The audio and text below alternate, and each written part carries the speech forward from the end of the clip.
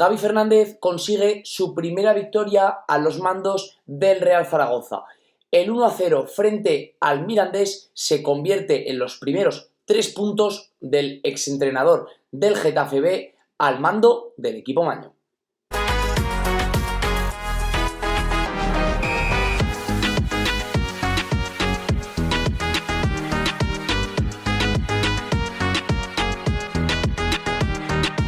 En la semana donde el Real Zaragoza entraba en puestos de descenso, se conseguía la primera victoria de Gavi al frente del Real Zaragoza.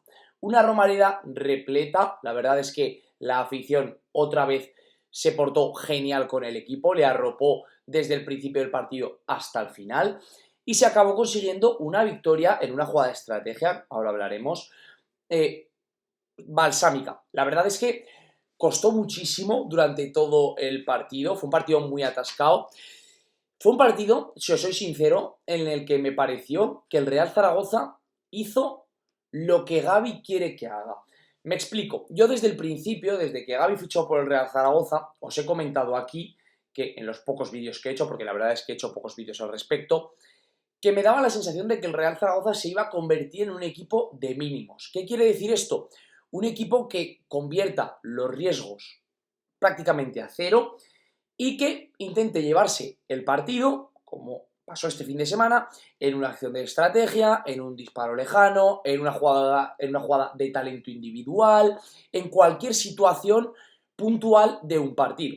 Que me costaba más ver un equipo dominante, un equipo creador de muchas ocasiones por volumen, que generase muchísimo y dejase muchos espacios.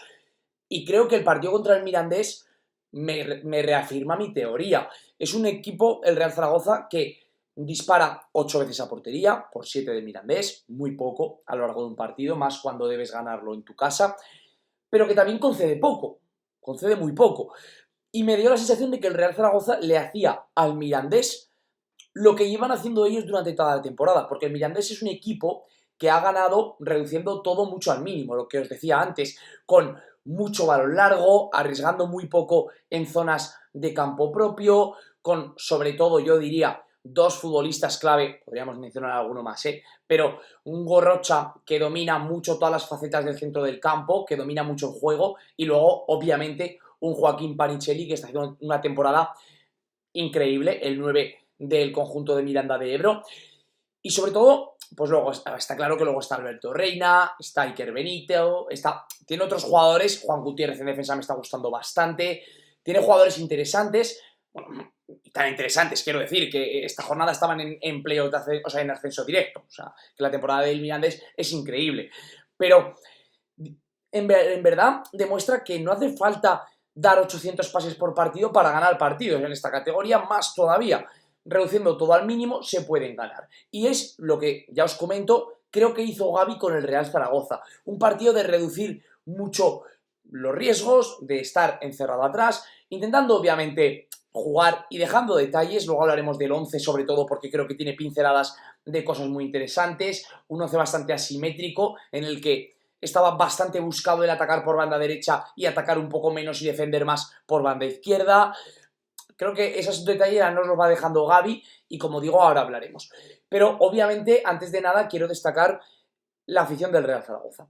Otra vez apoyando al equipo en una situación precaria, podríamos decir. La verdad es que en cuanto a juego deportivo, o sea, en cuanto a juego, ¿vale? No me refiero en cuanto a club, en cuanto a estamento, pero sí en cuanto a juego, la actuación del Real Zaragoza esta temporada es lamentable, las cosas como son, está rozando el descenso, pese a la victoria esta que digo, y que además, por cierto, mete a otro histórico como el Sporting de Gijón en plena pelea. Es que ahora hay una cantidad de equipos históricos metidos ahí abajo en la pelea: Tenerife, Real Zaragoza, Sporting de Gijón, veremos a ver si nos acaban metiendo alguno más.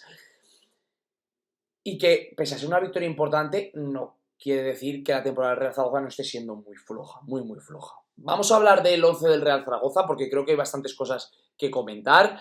Luego hablaremos un poco de cómo fue el partido, por cierto, y del gol, que también creo que es muy interesante porque Gavi ha remarcado en rueda de prensa que fue una jugada, la de estrategia, que por cierto, toda la jugada de estrategia yo creo, que han ensayado mucho durante la semana, porque es lo que os digo, cuando tú basas tu plan en mínimos, tienes que tener muy trabajadas cosas como la estrategia, porque es lo que te va a decantar el llevarte un partido o perderlo.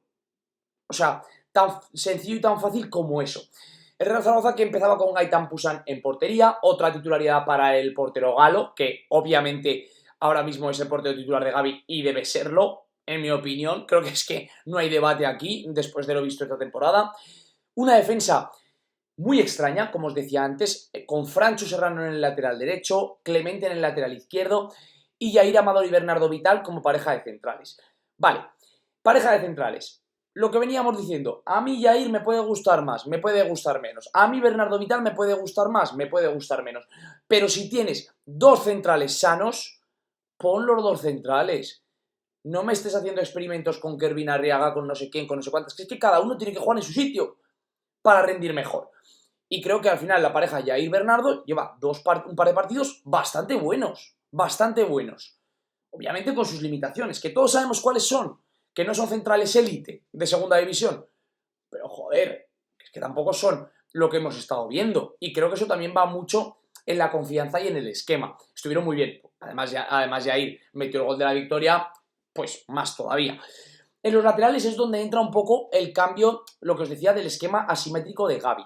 En el perfil izquierdo, un lateral como Enrique Clemente, que es un tercer central, obviamente para ser mucho más defensivo, porque por ahí iba a jugar a Duárez y la banda izquierda la iba a ocupar a Duárez. Y en derecha, un lateral como Francho Serrano, que se va a desplegar mucho más hacia arriba, porque Aguer Akeche no va a ocupar su banda, sino que va a entrar hacia adentro y va a dejar todo el carril.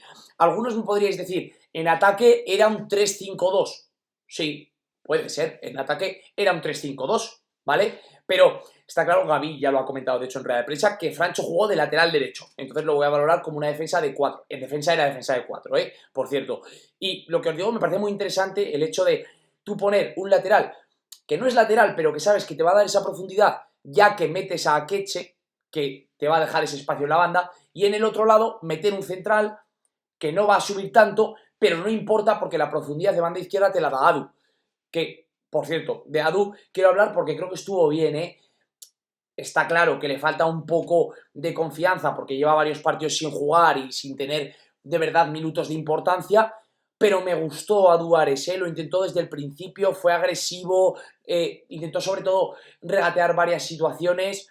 A mí me gustó Adu, A Keche me gustó un poco menos. Creo que estuvo frío, pero aún así es que es lo que os comento. En un equipo que juegas a esto, que juegas a mínimos, que juegas a balón parado, disparos exteriores, ocasiones puntuales de un partido, tiene que jugar a Gueraqueche. Tiene que jugar porque es una amenaza constante. Los corners y las faltas son medio gol. Son medio gol. O sea, de 5 que ponga, por lo menos 2 o incluso 3 podremos asegurar que son balones con peligro para el rival. Y eso es una barbaridad en esta categoría, de verdad. Claro, ahora tenemos que intentar encontrar este tramo final a una Gueraqueche consistente, a una Gueraqueche capaz de jugar 60-70 minutos mínimo a un ritmo alto en esta categoría. Doble pivote para Kervin y Raúl Guti, que creo que se está estabilizando bastante como doble pivote titular, porque además son dos jugadores que para el estilo de juego que quiere proponer el entrenador, le ayudan muchísimo porque ocupan mucho campo, porque permiten precisamente a los que juegan por delante, sobre todo a Mario Soberón, el hecho de que en ataque se puede olvidar un poco de ser media punta y meterse junto a Bagdad, porque Guti, sobre todo, va a ocupar mucho espacio hacia adelante y Kervin ocupa mucho espacio hacia atrás. Entre los dos ocupan muchísimo terreno y es verdad que son dos jugadores que no van a lucir una barbaridad con balón, pero que sin balón trabajan muchísimo y ocupan muchísimo terreno de juego, que era uno de los problemas que teníamos, sobre todo a principio de temporada, que os comentaba. Si recordáis, cuando jugaban, por ejemplo, Marc Aguado y Toni Moya juntos, que era un centro del campo, o Keidi Vare, incluso, que Keidi Vare también es un jugador que ocupa mucho campo. Veremos a ver, por cierto, cuando vuelva el albanés. Si se cae Raúl Guti, si se cae el propio Keidi Vare, porque Kervin entiendo que a día de hoy es insustituible. Si cambia el esquema, quizá por un 4-3-3 metiendo a Kervin más de pivote con Keidi y Guti como interiores. Si pasa Guti a banda derecha por Aguer Akeche, ya veremos. Me genera bastante curiosidad lo que puede hacer este fin de semana si llega Keidi, Gavi Fernández. Y arriba Mario Soberón y Samet Badar, que en mi opinión, si queréis que os diga la verdad, me parece que es la mejor dupla que puede poner Gavi. Primero, porque Badar es el jugador de ataque con más talento del Real Zaragoza. Y volvemos a lo que os decía de Akeche. Creo que cuando tú juegas a mínimos, esos jugadores que te pueden ganar el partido en un destello, tienes que intentar tenerlos en el campo. Y Badar lo es, aunque no esté bien, yo lo sé. Lleva ya varios meses incluso sin estar al nivel como a principio de temporada. También es verdad que no ha tenido continuidad y eso es muy relevante para un chico tan joven. Y luego Mario Soberón, que también tiene que jugar por el simple y mero hecho, y no poco importante, de que es el jugador con más gol de la plantilla. Y ya está, es que no hay más. Por tanto, creo que el 11 de Gavi bastante acertado. Creo que, y me da ilusión eso. Fijaos que diga la palabra ilusión en la situación en la que está el Real Zaragoza, pero me da ilusión el hecho de ver que en tan pocos partidos Gavi ya ha podido dejar un sello tan fuerte en el equipo. Es verdad que cuando tú reduces el plan a mínimos, que no sé las veces que lo he dicho en el vídeo de hoy, pero creo que es necesario porque es el plan de Gavi, es mucho más fácil ejecutar tu plan que llevándolo a máximos de ocupar espacio, de meter el balón por dentro, filtrar entre líneas, estirar los carrileros, aparecer con tres centrales, generar superioridades con balón, con el portero, muchas otras cosas. Es más sencillo, pero hay que hacerlo, hay que hacerlo. Que otros entrenadores han tenido muchos más partidos y no hemos visto este cambio, ¿vale? Así que en líneas generales, partido bueno del Real Zaragoza, diría normal, iba a decir normal, pero bueno, vamos a decir bueno, porque al final es que yo mismo me repito, no tiene por qué ser siempre el mejor partido cuando haces 300 pases. Un partido bueno también es que el equipo ejecute el plan del entrenador, y creo que es lo que se ha visto aquí.